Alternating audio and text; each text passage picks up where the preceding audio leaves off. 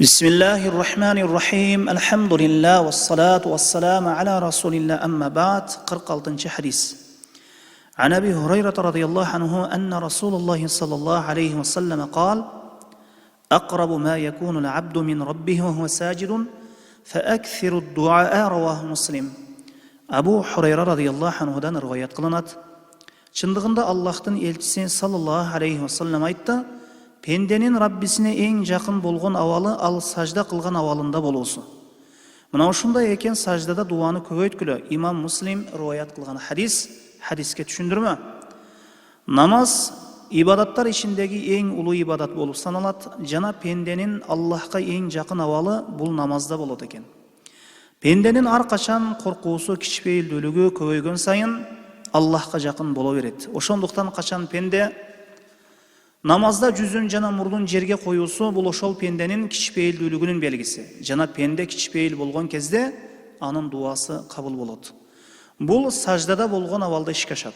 Бул хадисте пайгамбар саллаллаху алейхи ва саллям пенденин саждада турган абалы Аллахка эң жакын абалы болор экенин кабарын берди. Ошондуктан саждада болгон кезде дуаны көбөйтүргүлө деп айтты.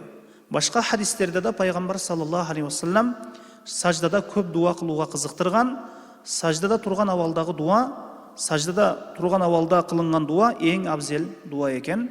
Хадистен алына турган пайдалар: биринчи пайда, сажда кылган убакытта көп дуа кылуу бул сүннөт болот. Сажда абалы дуа кабыл боло турган орундардын бири болуп саналат экен. Хадистен алына турган экинчи пайда, Ибн Аббас радıyallahu anhuдан келген хадисте пайгамбарыбыз саллаллаху алейхи ва саллям айтты: саждада дуа кылууга тырышкыла, жана саждада аракет менен көп дуа кылгыла деп айтты. Анткени ошол абалда дуа кылуу дуанын кабыл болуусуна лайык бир орун экен. Хадистен алына турган үчүнчү пайда мына саждада кылына турган дуалардын бири: Субханакаллахумма раббана ва бихамдика Аллахумма игфирли. Маниси: о ару Аллах Таала Раббибиз, сага мактоо айтабыз, о Аллахым мени кечиргин дегени. Бул дуаны ошол намазда Субхана Раббина аля дуасынан кийин айта берсеңиз болот. Хадистен алына турган төртүнчү пайда: пенде Аллахка гана сажда кылса жана Аллахка гана руку кылса, бул анын жалгыз Аллахка баш ийгенин жана сыйынганын белгиси болуп саналат экен. Аллаху а'лам.